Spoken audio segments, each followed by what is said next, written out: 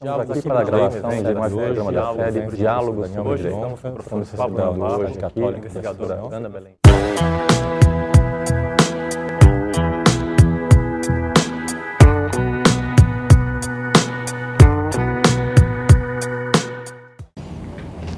Para falar sobre validade, vigência e eficácia das normas tributárias, convidamos hoje a professora Karen Dias para discutir sobre o caso de fundo nosso, que é a repristinação da 9718 e a criação da emenda constitucional número 20. Aqui no slide 2, Karen, estão os nossos pontos que nós vamos estudar. A ideia é estar trabalhando sobre a interpretação e a sistematização das leis. Não basta elas estarem no sistema, é fundamental sistematizá-las, identificá-las. Exatamente. Discutir um pouco sobre validade normativa, aspectos interessantes aí, como se a validade é do texto normativo, ou a validade é da norma jurídica, ou a validade é do veículo introdutor, ou seja, do documento que coloca a lei no sistema, se a presunção de validade é validade também. E depois também discutir um pouco... A diferença justamente entre a validade, a vigência e a eficácia. Isso, né? Exatamente, das normas tributárias.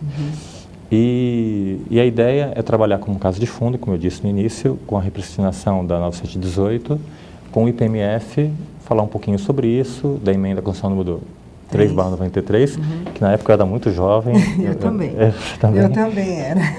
E trabalhar sobre a ideia das emendas constitucionais, dos direitos e garantias fundamentais, sobre a ação direta de inconstitucionalidade que surgiu nessa emenda constitucional, se não me engano. As discussões interessantes que eles travaram entre o alcance de uma emenda constitucional, se ela, até que ponto ela pode mudar o que o Poder Constituinte originário estabeleceu. Isso, eu acho que foi um dos aspectos mais importantes que teve aí. Inclusive o Supremo até, acho que uma das primeiras vezes que eu vi, pelo menos, reconheceu a inconstitucionalidade de uma emenda constitucional. Da emenda inteira, do artigo 3. Partes. Na parte em que ela não observou a imunidade recíproca, e na parte em que não foi observada a anterioridade. Exatamente, é isso mesmo. Bom, a gente vai discutir também o princípio federativo, que tem a ver com isso, foi justamente para manter o pacto federativo, até disseram que não é necessário a previsão expressa da imunidade recíproca, bastava o pacto federativo, que remetia ao artigo 60, parágrafo 4º, para garantir essa imunidade. O impacto econômico dos tributos, carga tributária de novo e a ideia de simplificação do sistema tributário, que decorre dessa própria ideia da IPMF e também, de certa forma, das contribuições previdenciárias que buscam como base de cálculo o faturamento. Então, esse é o nosso objetivo. Dentro do princípio federativo, acabou se discutindo também a questão da troca, né? Porque houve uma troca da IPMF pela CPMF. E a questão da CPMF, por ser contribuição, não obstante inúmeras discussões de que ela não seria uma contribuição, de que ela seria um verdadeiro imposto, etc., mas a discussão de que, por ser contribuição, isso não era repartido entre os entes federativos. Então, também estaria se ferindo o princípio federativo, porque todos permaneciam com o mesmo ônus, União, Estados e municípios.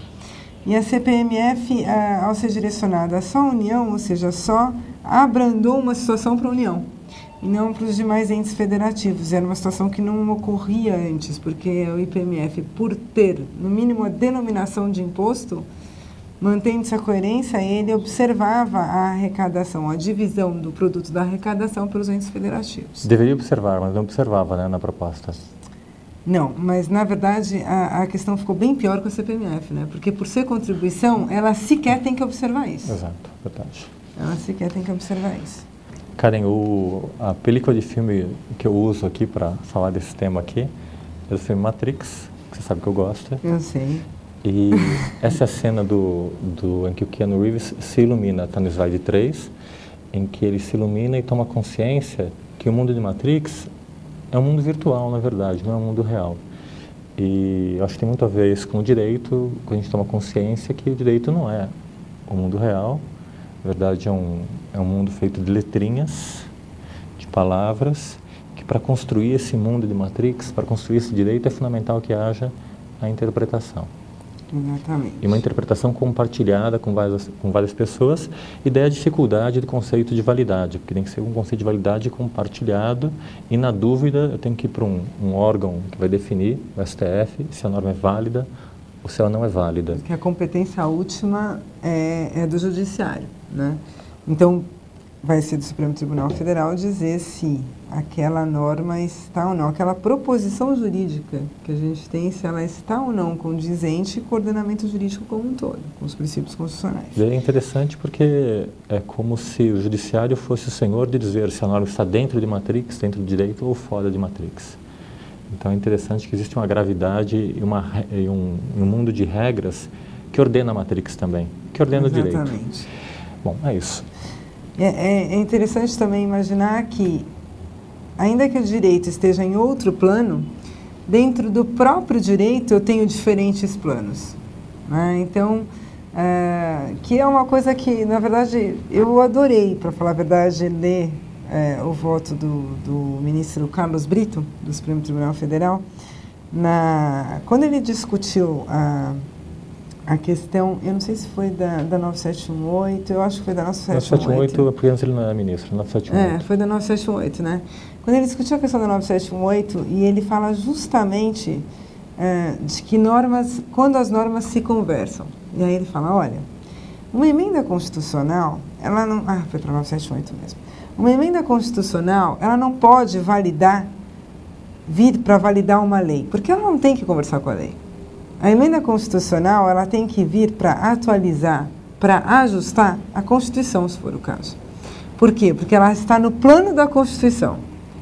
Então, se ela tiver que ajustar algo, ela vai ajustar a Constituição, porque ela está no plano da Constituição. Ela é uma emenda constitucional. Então, ela não valida a lei.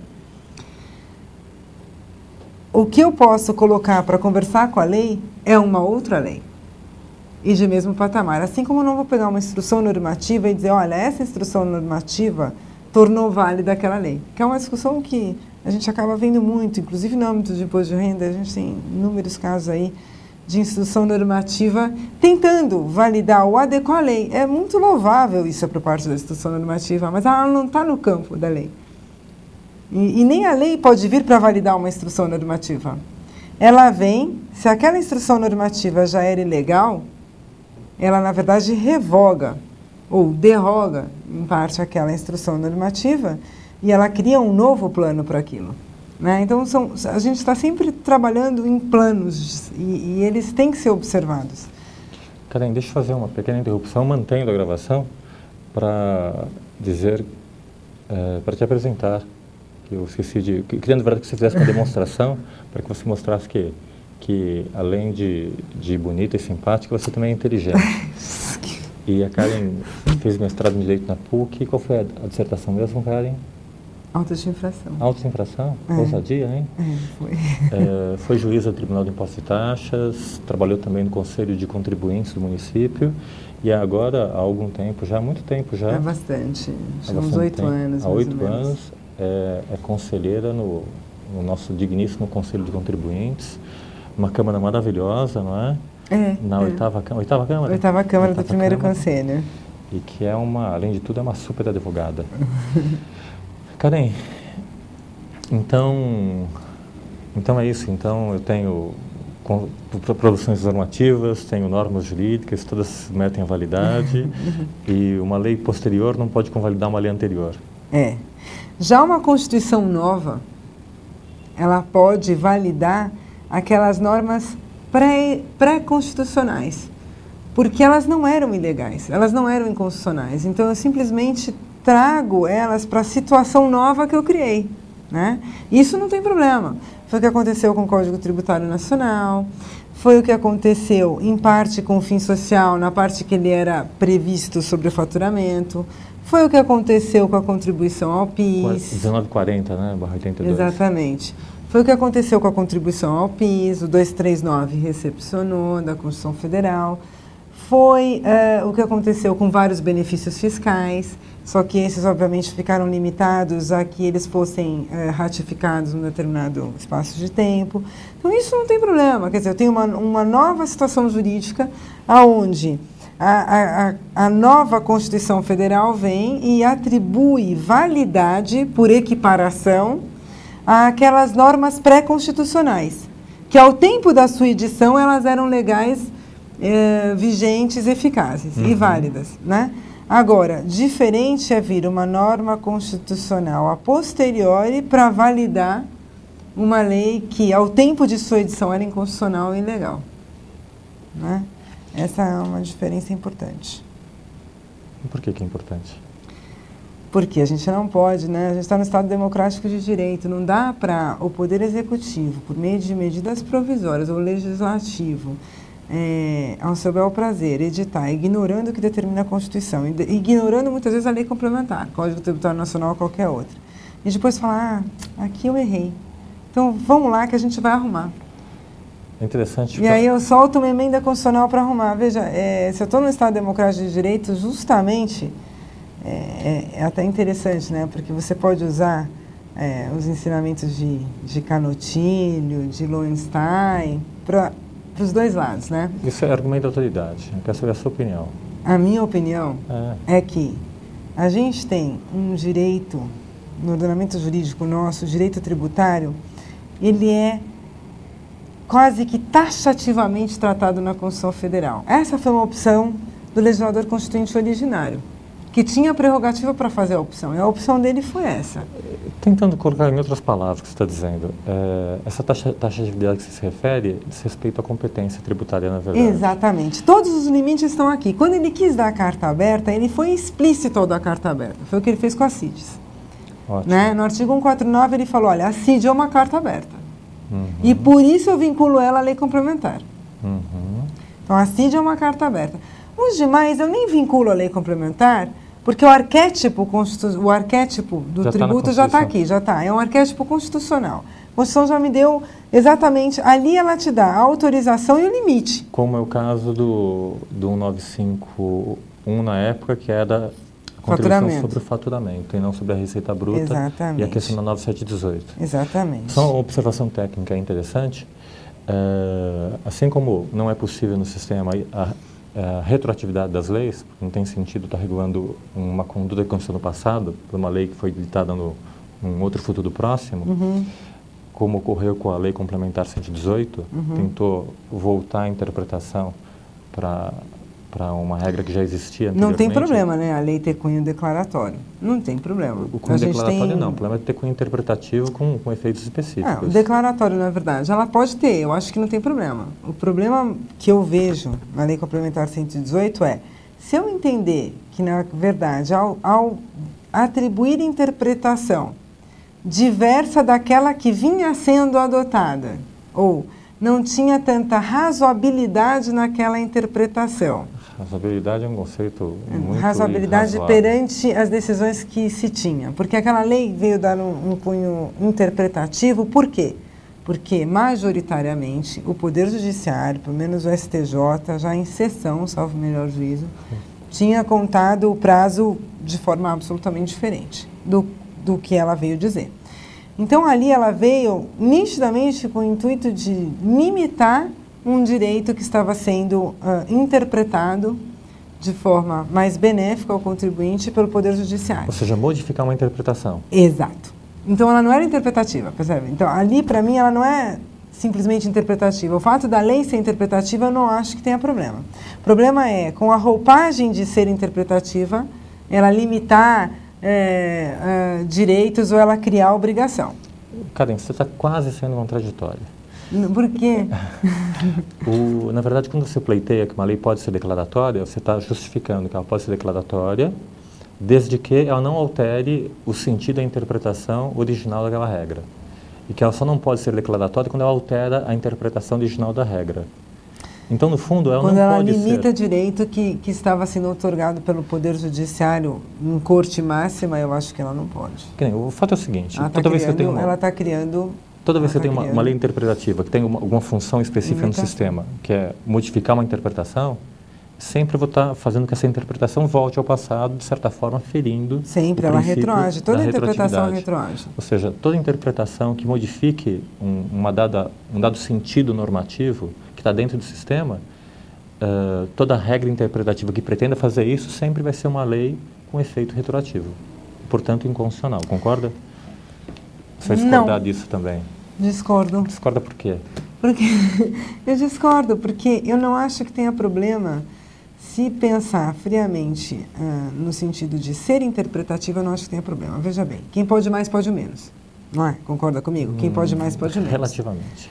Quem pode mais pode menos. A lei ela pode até ser demais para aquela função, mas veja, a lei ela está num nível hierárquico superior dos decretos, das instruções normativas, da portaria, concorda? Concordo. As instruções normativas, as portarias, os decretos, eles têm por finalidade execução e interpretação. Entendi. No caso, você está falando de uma lei interpretativa que volta para interpretar... Exato. Pensar em ser interpretativo, o cunho dela... de categoria inferior. Não. Estou falando, se um veículo de categoria inferior pode ser interpretativo, muito mais pode ser interpretativa a lei, porque ela pode mais. Então, se quem pode menos pode ser interpretativo, quem pode mais, inegável que tem o direito de ser interpretativo. E mais, se a lei pode criar direito, pode também ser interpretativo. Ótimo, mas... Não tem problema nenhum. Minha única questão que eu coloco, eu não acho, por isso eu acho que não existe nenhuma inconstitucionalidade no fato, ou ilegalidade no fato da lei ter cunho interpretativo. Também acho que não tem nenhum problema ela retroagir, porque se ela é interpretativa, ela retroage sim. Mas eu modifico o direito do passado. Então, eu acho que ela só se torna ilegal quando ela limita direito, e aí eu digo, quem está protegido nesse sentido é o contribuinte, certo? Então, quando ela limita direito,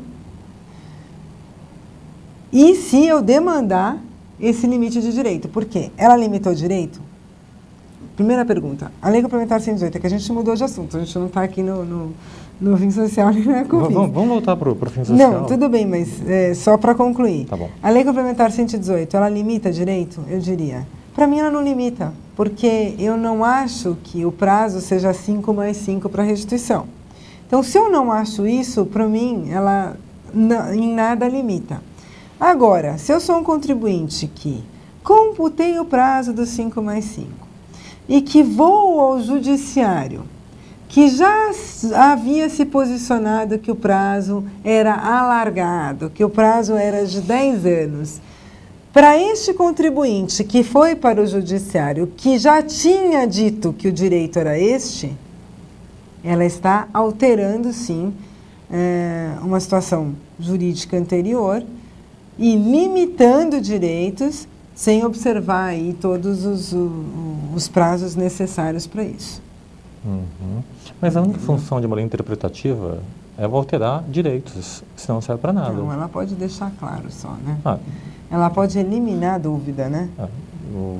Elimina a dúvida não sobre o necessariamente direito. Ela limita direito. Eu já vi muitas normas interpretativas, não só leis, que são absolutamente benéficas, né? Que apenas esclarecem situações. A gente está falando de direito, Karen. Ser benéfico é muito relativo. Se ela dá direito para alguém, tira o direito de alguém. Mas elas esclarecem situações. Fisco e contribuinte, só está esclarecendo, ela está tirando alguma coisa da área de penumbra. Sim, mas só para a gente finalizar, eu acho que a diferença toda está no momento em que essa lei interpretativa vem. Se existia uma dúvida a ser interpretada ou se existia um Estado de Direito quase que consolidado por um posicionamento do judiciário, e ela veio necessariamente para alterar aquele Estado de Direito que estava consolidando-se ou estava praticamente consolidado no Poder Judiciário. Então, daí ela não pode voltar. Daí eu acho que é um problema. Ela não pode voltar, não pode retroagir. Isso, mas como para a gente concordar em alguma coisa. Daí ela não pode retroagir. Ótimo. Daí ela não pode retroagir. Para quem estava no judiciário, do meu ponto de vista. Por quê? Porque eu não tinha uma resolução, eu não tinha um efeito erga omnes de decisão. Como era em controle difuso, ela vem alterar situações jurídicas colocadas em controle difuso. Bom, na minha opinião, toda lei é interpretativa, se ela tem algum sentido, ela é constitutiva e, portanto, ela não pode retroagir ao passado. Na minha opinião. Não, opinião não vale nada. Não, faz sentido, mas é que Na prática, eu já vi muita lei que simplesmente esclarece dúvida, ou instrução normativa que esclarece dúvida. A prática muitas vezes está errada. Isso acontece. Vamos aqui para o slide 10, para a saga do fim social. Gostou do nome? A saga do fim social. Eu gostei. O fim social começou, você nem tinha nascido ainda, cara, em 82, com o Decreto-Lei 1940, que ele criou o fim social. Na verdade, ele criou dois tributos. Ele criou um adicional de imposto sobre a renda e criou um novo tributo sobre o faturamento destinado... Não, imposto nominado, né? De competência residual. Que é chamado de imposto nominado porque não tinha nada na época que era destinado. E julgado inconstitucional a destinação. Na verdade, ele quis ser o mesmo tributo. Né? Ele quis ser o mesmo tributo como hoje o PIS e a COFINS querem ser o mesmo tributo. Né? E tem apurações diferentes. Bases completamente diferentes. Então, o que aconteceu? Ele quis ser o mesmo tributo, mas ele disse, olha, para os prestadores de serviço, a base vai ser o imposto de renda devido. Então, eu vou ter um percentual sobre o imposto de renda devido. Um adicional de imposto sobre a renda, que é quase a nossa contribuição. Ele não chamou disso, mas na verdade eu tenho que ignorar a denominação que ele deu e dizer qual que é a característica.